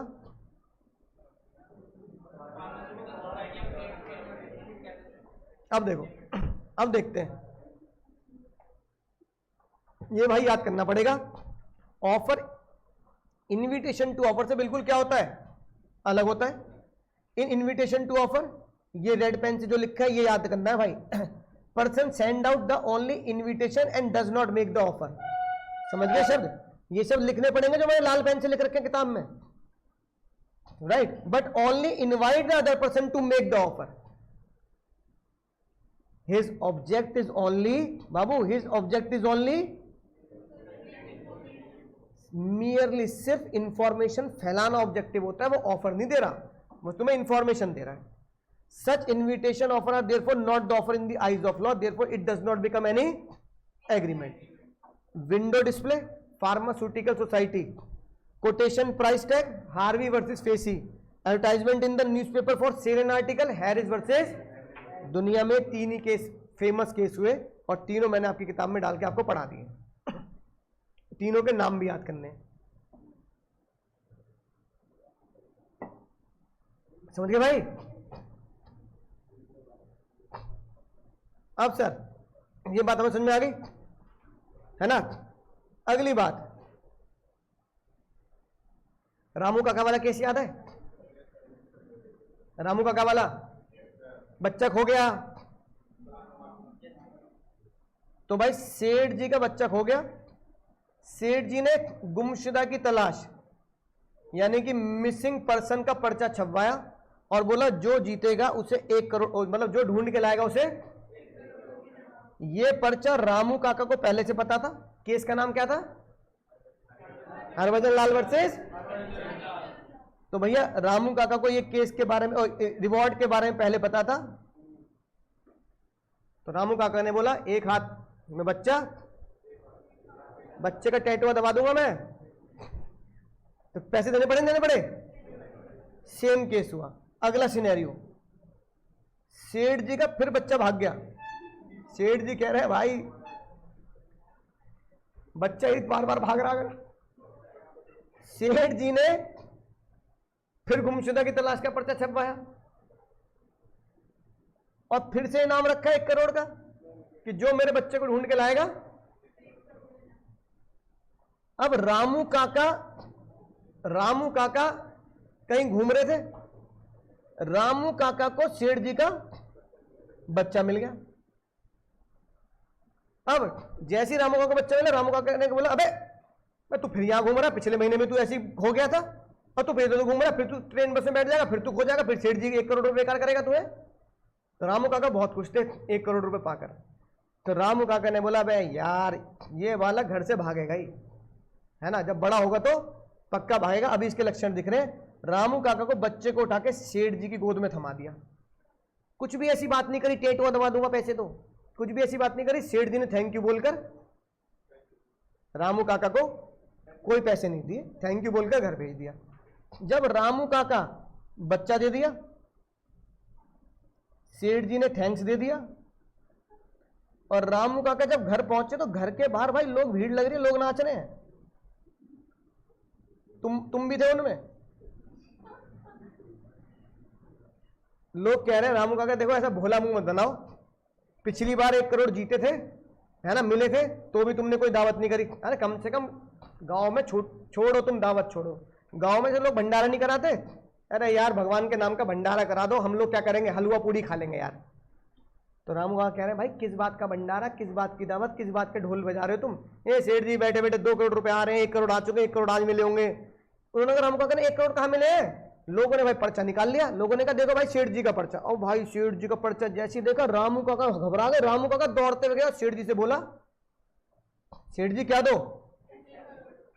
सेठ जी 1 करोड़ रुपए दे। देखो देखो गलत बात है, बच्चा ढूंढ लिया मैंने आपका फिर से, और आप मुझे 1 करोड़ रुपए देने पड़ेंगे। देखो इस बार तो मैंने ऐसा भी नहीं किया टेट वो दबा दूंगा इसका ये वो, ये सेठ जी ने कहा नहीं मिल रहे 1 करोड़। अब भैया करोड़ों की बात थी। रामू काका शिव सेठ, सेठ जीतेंगे काका जीतेंगे? क्यों? है कि नहीं बात? अब देखो बिल्कुल 100% सेम है कि नहीं केस। यहां पर रामू काका रिवॉर्ड पता था और यहां रिवॉर्ड का बस जज साहब ने इन्हीं शब्दों पर केस सॉल्व कर दिया। रिवॉर्ड पता होना, रिवॉर्ड नहीं पता होना, बस केस का नाम अलग हो गया। इस केस का नाम था हरभजन लाल वर्सेस हरिचरण लाल और रामू काका के इस वाले केस का नाम था लालमन शुक्ला जी थे, लालमन शुक्ला वर्सेस गौरी दत्त, लालमन शुक्ला वर्सेस। तो जज साहब ने बहुत सिंपल सी बात पूछी। जज ने बोला कि भाई ठीक है सही बात है तुम 1 करोड़ रुपए मांग रहे हो, पहले बताओ 1 करोड़ के ऑफर का पता था? बोलो। तो जज ने बोला भाई जिस ऑफर का पता नहीं उसकी हां कैसे कर दी तुमने? भाई रामू का मतलब क्या है? बच्चा ढूंढ लेना मतलब हां, बच्चा ढूंढ लेना मतलब इस पर्चे की हां। तो जज ने बोला अभी बताऊंगा चिंता मत करो। जज ने बोला 1 मिनट सुनो ध्यान से, पहले सुन लो बात, जो लिखना है वो सुनो। जज साहब ने बोला कि जिस बात का तुझे पता नहीं उसकी हां कैसे कर दी तूने? है कि नहीं बात? अब मैं चुपचाप खड़ा हूं, हाँ भाई हाँ करो, तुमने हाँ कर दी, मैंने तो मन में बोला कि इनकी सारी संपत्ति मेरी। अब तुम फैल जाओगे लेट जाओगे, है ऐसे कैसे हो गया? ऐसे कैसे कह रहे हो? समझाई ना बात? तो इसका मतलब मेरे ऑफर का तुम्हें पता था, तो फिर तुमने हाँ कैसे कर दी? तो जज ने बोला जिस ऑफर के बारे में आपको पता ही नहीं, बच्चा ढूंढ के उसकी हाँ आपने करी नहीं। आपने जो बच्चा ढूंढा ना रामू काका, है ना, गीता पे कसम, पुराने जमाने में चलता था ना, गीता पे हाथ रख के कसम, बताओ ईमानदारी से, बच्चा इंसानियत के नाते ढूंढा, पैसे के लालच में ढूंढा? तो जज रामू काका शरीफ थे, उनके मुंह से निकल गई देखो पैसे के बारे में जज साहब पता नहीं था। जज ने क्या बोला? जिस ऑफर के बारे में पता नहीं उसकी एक्सेप्टेंस नहीं होगी। तो यहां सेठ जी, इस महान केस का नाम था लालमन शुक्ला वर्सेस, यानी कि जज ने क्या बोला? ऑफर का ऑफरी तक कम्युनिकेट होना बहुत ज्यादा, हद से ज्यादा जरूरी है। Offer is effective only when it is known to the offeree, communicated to the. अब पता क्या बच्चा एग्जाम में पता क्या लगता है? इफ इट इज, फिर कहते हैं आई से नंबर क्यों नहीं देता? अब तुम एग्जाम में ये तो लिखोगे offer is effective only when offeree knows the offer. Law में नोज वर्ड लिखा ही नहीं, लॉ में क्या लिखा है? तो तुमने कम्युनिकेट को नोज या नोन वर्ड से रिप्लेस कर दिया, खत्म हो गई कहानी। बस इन शब्दों पे ध्यान देना है। ऑफर तभी वैलिड होगा जब वो कम्युनिकेट हो जाता है। एग्जाम में नोन वर्ड मत लिख देना, ठीक है? अगर तुम्हें ऑफर का पता नहीं तो कोई एक्सेप्टेंस नहीं हो सकती।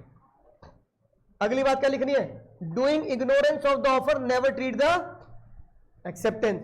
इग्नोरेंस ऑफ ऑफर में कोई भी काम करोगे वो कभी एक्सेप्टेंस नहीं बनेगी, चाहे वो स्पेसिफिक हो चाहे वो अब भाई ये लिखी बात, जो रेड लाइन से वो याद करना है। ये तो फैक्ट्स हो गए, फैक्ट्स लिखना है तो 1-2 लाइन में लिखना, वरना लिखने की जरूरत। डिसीजन क्या आया? There was no acceptance, there could be no contract because it was held that L is not eligible to receive. Same बात, वहां बालक हो गया था, यहां डॉक हो गया। तो ये वाला केस याद कर लो, ये वाला केस का नाम याद रखने की जरूरत नहीं, ठीक है? तो जब भी पढ़ेंगे इन दोनों को एक साथ पढ़ना। इसमें क्या पता लगा?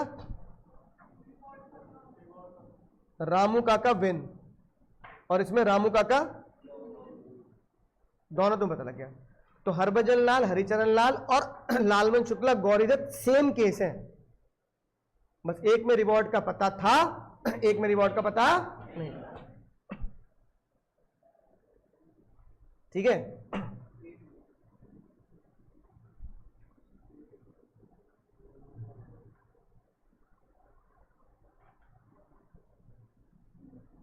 अब देखो अगला केस जो रियलिटी में तुम्हें दिखाता हूं, रियलिटी में।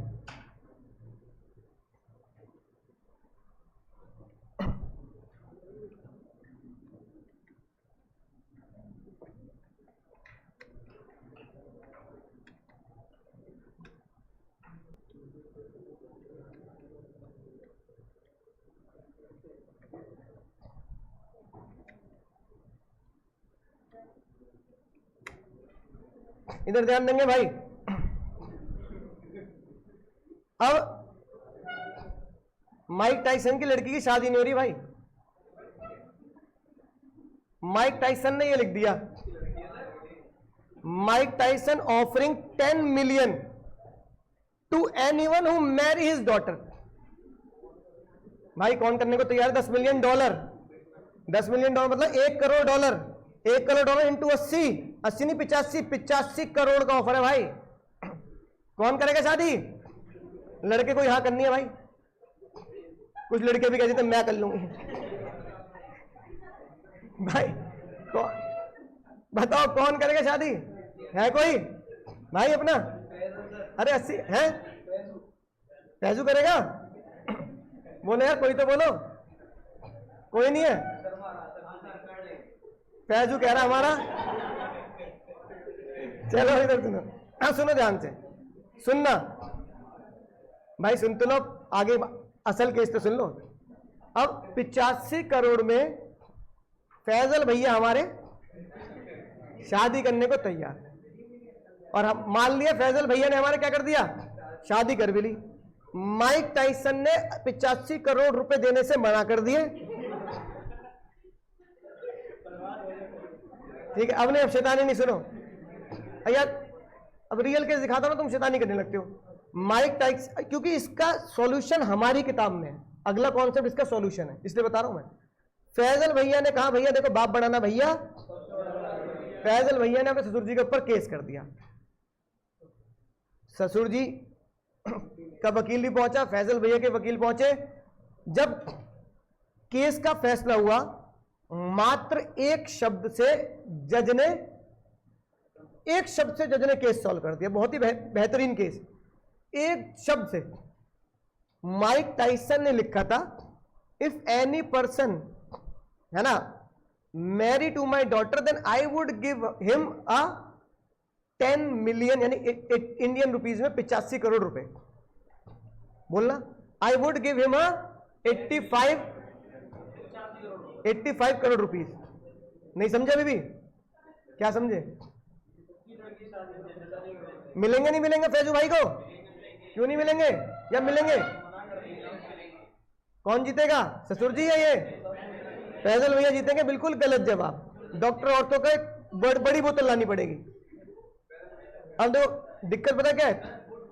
हाँ दिक्कत यही है, फिर से अंग्रेजी नहीं आती और लॉ तो आई नहीं रही। जज साहब ने बोला भाई पढ़ तो ले, लिखा क्या है, if any person would marry my daughter then I would give him 85 crore rupees. Would का मतलब होता है दे सकता हूं। वुड का मतलब क्या होता है? भाई मैंने तुमसे पूछा भाई तुम क्या खाओगे, एक बच्चे ने बोला sir I would like to have burger, कि मैं बर्गर खा सकता हूं। इसका मतलब ये नहीं कि बर्गर ही चाहिए, आप मंगा रहे तो बर्गर मंगा लो भाई, कुछ और होगा तो वो भी चल जाएगा। तो जज ने बोला भाई दो चीजें ध्यान रखना जीवन में, एक शेल, एक वुड और मे। वुड और मे वर्ड दिखाता है your intention to enter into the contract, and shall word दिखाता है you entered into the contract. Shall दिखाता है you entered into the contract, कि भाई मैं दूंगा, कर ले शादी मैं दूंगा। और मे वर्ड दिखाता है intention to enter into the contract, कि मैं कह रहा हूं कि मैं दे सकता हूं, सोचूंगा तो शादी तो कर, सोच लेंगे बाद में। अब बाद में सोच लेंगे, नहीं दे रहे पैसे, फैजू भाई फट मत जाना, है कि नहीं बात, राइट। तो ये केस को कैसे डिसाइड किया? इस केस को जज ने डिसाइड करा इस नाम से, इट इज डिफरेंट फ्रॉम, बोलो, offer is different from your intention. ठीक है, माइक टाइसन वाले केस का नाम माइक टाइसन की जगह उनसे पहले ही आ चुका था, फेरिन वर्सेस फिकर, है ना, दोनों एक ही केस है, लेकिन अब एक याद रखेंगे, फेरिन वर्सेस फिकर। ये माइक टाइसन वाला केस माइक टाइसन के केस से पहले सॉल्व हो चुका है। Father wrote his would be son in law, दामाद से, ससुर जी ने अपने दामाद से बोला कि अगर जब तू मेरी बेटी शादी कर लेगा तो मेरी बेटी को मेरी बीवी और मेरे मरने के बाद जायदाद में हिस्सा मिलेगा। उन्होंने क्या वर्ड लिखा?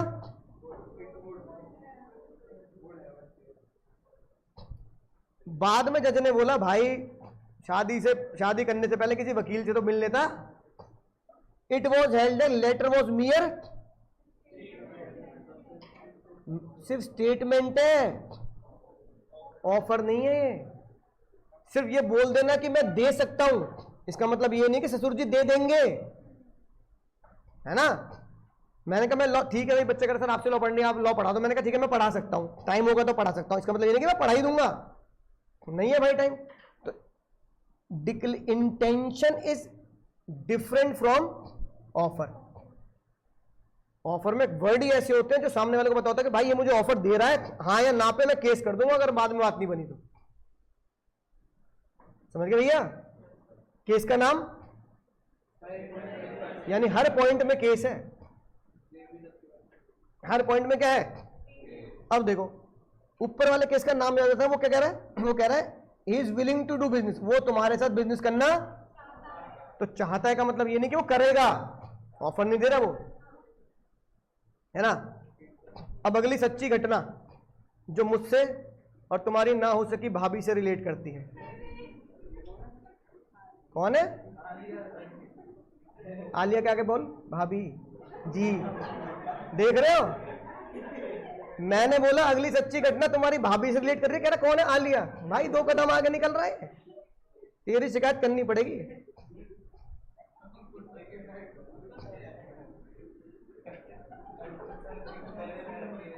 नहीं यार सच्ची बात है, मजाक मत करो, बहुत दिल पे लगती है, रोने खून भरे आंसू आते हैं।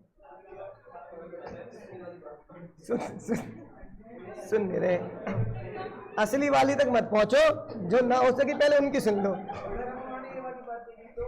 उन्होंने ये वाली बात देख ली तो हो सकता है 1-2 दिन में पढ़ाने ना आ पाऊं। ठीक है, सुनो टॉपिक भी कंप्लीट करना, सुनो। अब भाई मैंने सेम सैलमन भाई के स्टाइल में, सेम टू सेम सैलमन भाई के स्टाइल में मैंने तुम्हारी आलिया भाभी जी को बोला मुझसे शादी करोगी?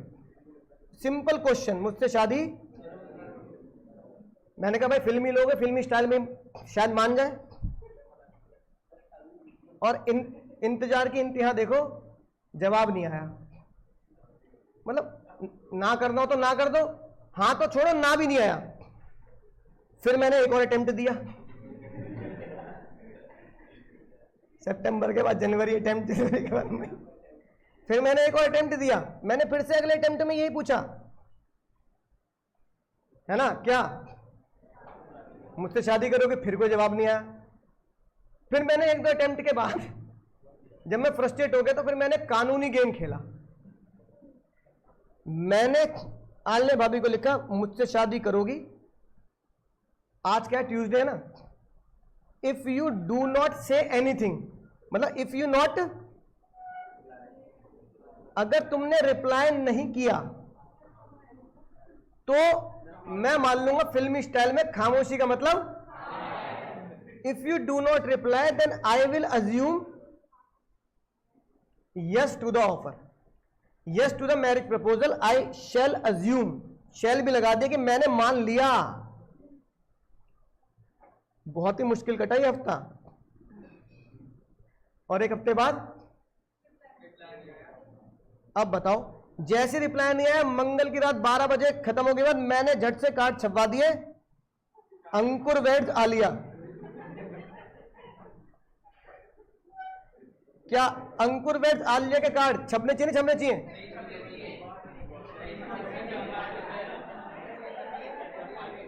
सुन लो, अब गुस्सा मत दिलाओ मुझे, सुन लो, गुस्सा मत दिलाओ मुझे। मैंने कार्ड छपवा के पहला कार्ड गणेश जी को और दूसरा कार्ड महेश जी को भिजवा दिया। समझ गए? महेश जी कौन? ससुर जी। आल्य के पापा नहीं, आल्य भाभी के पापा ससुर जी। ठीक है, एक गणेश जी को और एक महेश जी को, एक गणेश जी को और महेश जी को कार्ड पहुंचा दिया मैंने कहा भाई मैं कानूनी बंदा हूं, आपको मैंने चिट्ठी लिखी थी, आपके घर में पहुंची भी होगी, पढ़ी नहीं पढ़ी मुझे इससे मतलब नहीं है, मैंने लिख दिया था। अगर आपने एक हफ्ते के अंदर कोई रिप्लाई नहीं दिया तो मैं मान लूंगा। तो अगर आपको शादी नहीं करनी तो ना करती ना, मना कर देती, no I will not marry, बात खत्म। भाई ऑफर दिया, रिजेक्ट हो गया, बात खत्म हो गई, आपका अधिकार है रिजेक्ट करने का। वेन्यू बताओ कहां करनी है शादी? अब बताओ, अब ये बात अगर कोर्ट तक पहुंच गई कि भाई शादी तो मैं करके रहूंगा, तो शादी होगी या नहीं होगी? क्यों भाई? ये ऐसे लोग हैं जो अपने दुख से दुखी नहीं है।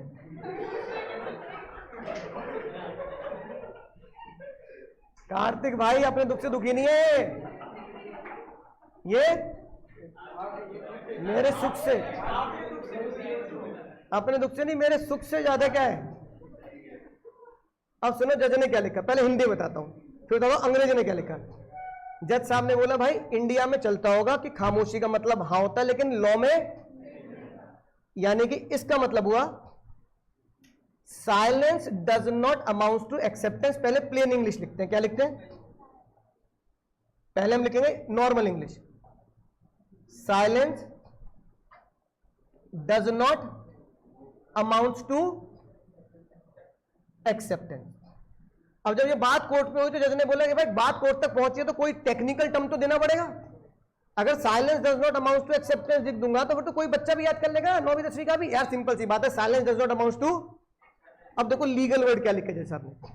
जज साहब ने बोला, पहले हिंदी में सुनो, जज साहब ने बोला कोई भी ऐसी बात, कोई भी ऐसी बात ऑफर में नहीं डाली जा सकती कि जिसका पूरा ना होना, जिसका पूरा इक्वल टू एक्सेप्टेंस हो जाए। यानी जज ने बोला मैथमेटिकल टर्म में अगर समझे, कोई भी ऐसी बात कॉन्ट्रैक्ट में नहीं डाली जा सकती जिसका कंप्लीट या जिसका पूरा नहीं होना इक्वल टू, ऐसा नहीं हो सकता। ऐसा नहीं हो सकता तो बीच में क्या लगा दूंगा? नॉट इक्वल टू लगा देंगे।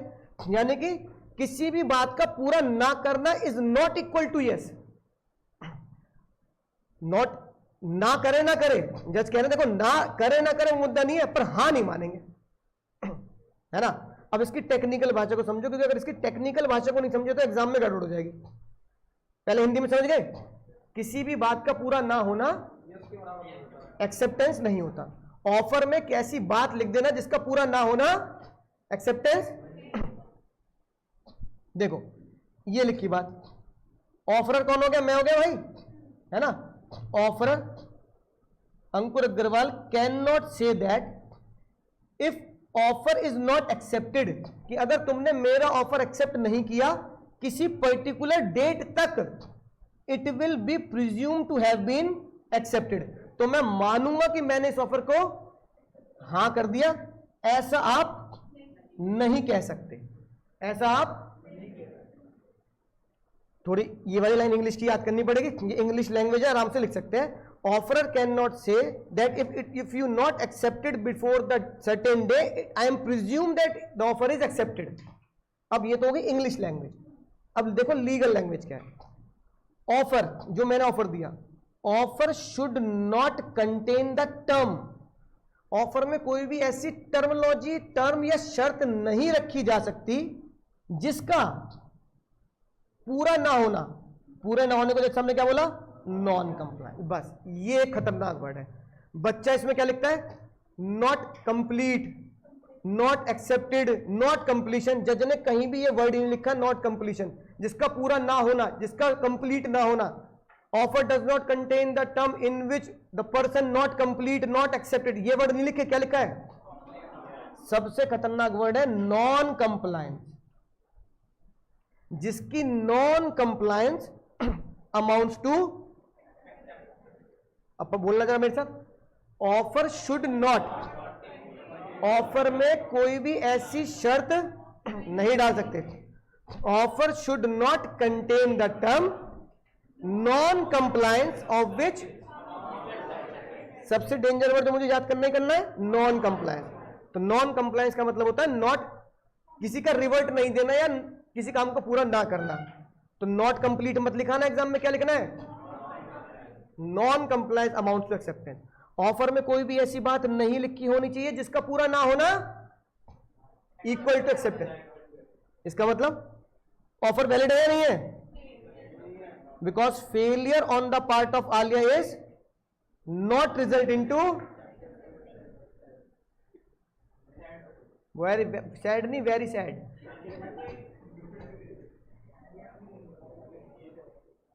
समझे बात। अब देखो आज के, अब अगली आखिरी बात करता हूं, चलो, जो बहुत जरूरी तुम्हें बतानी है ना। अब ये बताओ, इसका एक केस आया, केस का नाम क्या है?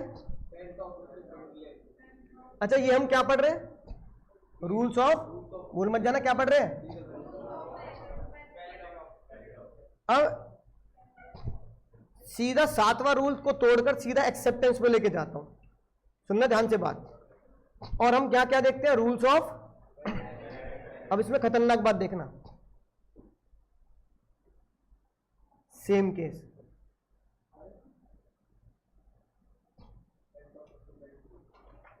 अब सुनना ध्यान से, आज एक बहुत खतरनाक चीज तुम्हें पता लगेगी, क्यों बच्चा एग्जाम में नंबर नहीं पाता। एक तीर से दो शिकार है ना, और ये एक तीर से दो शिकार आईसीआई पूछता है और बच्चा एक ही शिकार करता है, तो इसलिए आधे नंबर मिलते हैं। उसमें भी कुछ गड़बड़ कर दे तो वो भी कम हो जाते हैं। फिर बच्चा कहता है 4 नंबर क्वेश्चन था, 5 नंबर क्वेश्चन है, 1 नंबर दिया, आधा नंबर दिया है। अब देखो एक क्वेश्चन आया तुम्हारे एग्जाम में, एक अंकल जी ने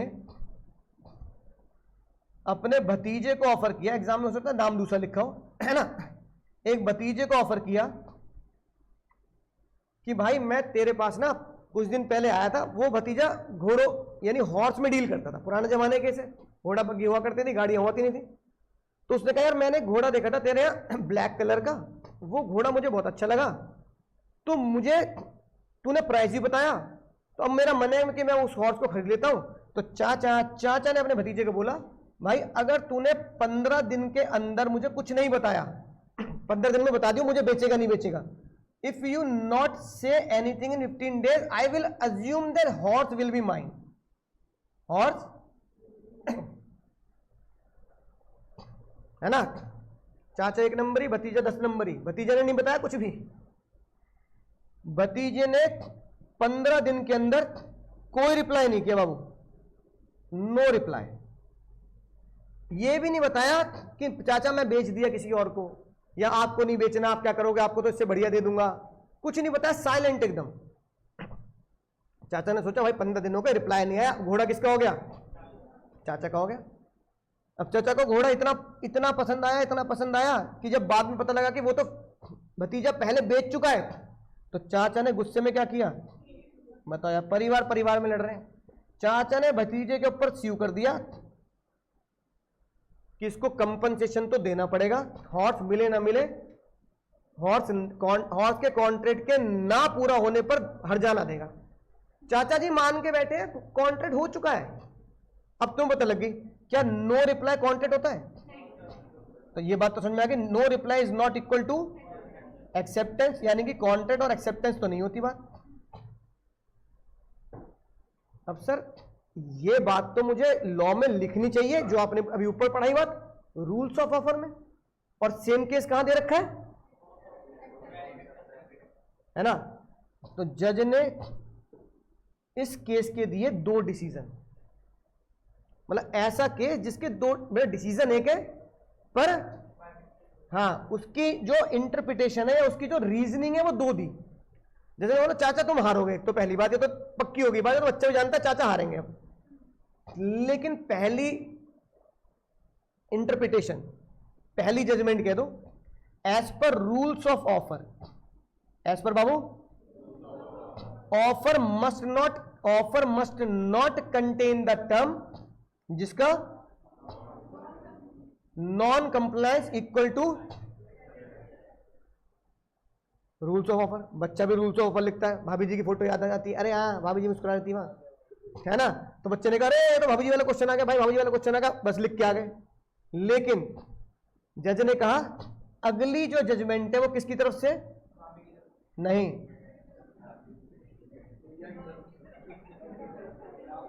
क्लास से निकाल दो इसे, फीस वापस करके। रूल्स ऑफ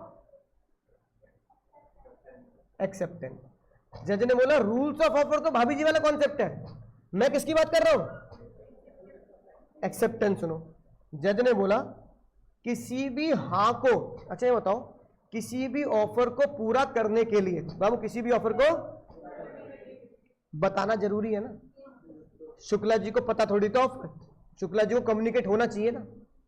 ऐसे जज ने बोला भाई जैसे ऑफर कम्युनिकेट होना चाहिए वैसे ही एक्सेप्टेंस भी तो कम्युनिकेट होनी चाहिए। चाचा ने बोला भाई तू मुझे घोड़ा बेचेगा, एक हफ्ते 10 दिन में 15 दिन में मुझे बता दियो, नहीं बताया तो हाँ बोलूंगा। अरे उसने कुछ कम्युनिकेट किया। तो जज ने बोला as per rules of acceptance एक ऑफर को तभी हां माना जाएगा अगर एक्सेप्टेंस क्या होगी, मस्ट बी कम्युनिकेटेड।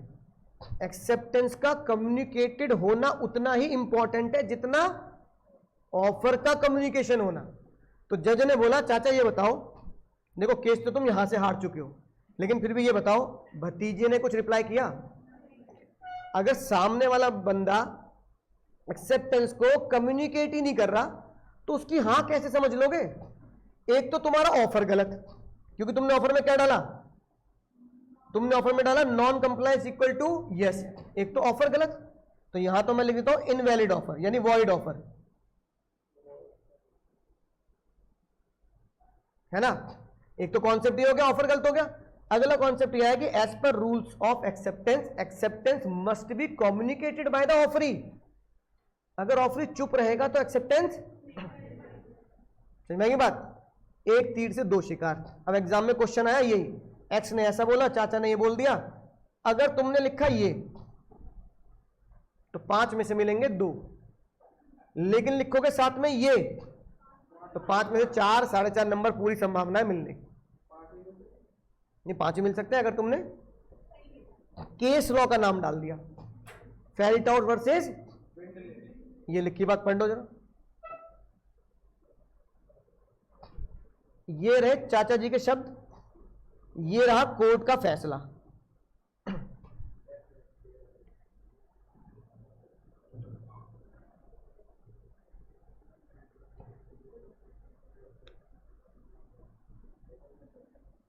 समझ गए भाई? तूने अगर कुछ नहीं बोला तो मैं मानूंगा 30 यूरो में घोड़ा मेरा हो गया।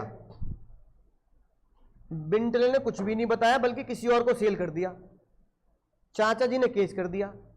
जब मैंने कहा था मैं खरीदूंगा 30 यूरो में, तो बेच कैसे दिया तूने? जज ने क्या बोला? नो कम्युनिकेशन,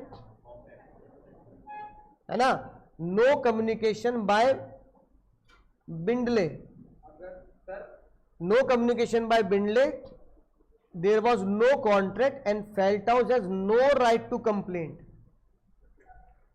चुप रहना हां नहीं होता, हां होने के लिए सामने वाले को कम्युनिकेशन होना, प्रॉपर कम्युनिकेशन होना बहुत जरूरी है कि नहीं बात? बोलो, 1 मिनट रुक जाओ, पढ़ के देखो क्या अब लॉ क्या कहता है। किसी भी एक्सेप्टेंस को पूरा तभी माना जाएगा, किसी भी एक्सेप्टेंस को पूरा तभी माना जाएगा जब वो व्हेन इट हैज बीन, ठीक है। सिर्फ अगली बात, अगला केस देखो, एक बंदे को ऑफर मिला कोयला की कंपनी से, मतलब कोयला कंपनी में काम करता था, एक ट्रेन, पहले कोयले पे चलती ना ट्रेन, ट्रेन वालों ने बोला भाई अब हम जितने भी कोयला होगा तुम्हारी कंपनी से खरीदेंगे भाई। भाई वो मैनेजर इतना खुश हुआ कि मैनेजर ने चिट्ठी में हाँ लिखी, हाँ हम तुम्हें कोयला बेचने के लिए तैयार है, और चिट्ठी डाल ली जेब में, और जेब में लिए घूम रहा, ऑर्डर आ गया, 100 करोड़ का ऑर्डर आ गया। बाद में सप्लाई नहीं हुआ कोयला, उन्होंने कोयला लिया भी नहीं, तो पता लगा चिट्ठी जो है वो कहां रखी रह गई, जेब में रखी रह गई। तो सिर्फ हां कर देने से, सिर्फ हां कर देने से बोलो क्या वैलिड एक्सेप्टेंस हो जाती है? अच्छा मैंने बोला आलिया मुझसे शादी करोगे, उसने हां कर दी अपने घर में ही, तो एक्सेप्टेंस वैलिड हो गई। अब वो सामने वाला बंदा कह रहा है मैंने हां कर तो दी, पर जज ने बोला हां कर दी इंपॉर्टेंट ये नहीं है, हां पहुंचा दी ये ज्यादा इंपॉर्टेंट है। पहुंचाएगा कौन? जज ने बोला no contract was made because, तो सिर्फ मेंटली हां कर देना is not equal to acceptance. तो हां फाइनली होती कब है? फाइनली हां इस दिन होती है, इस दिन जिस दिन हां का लेटर या हां वाली बात किस तक पहुंच जाए? ऑफरर तक पहुंच जाए। समझ में बात? बोलो। तो देखो क्या करना है, इस 6th पॉइंट को किसके साथ पढ़ना है? तो इसको यहां से भी पढ़ना है और रीड विद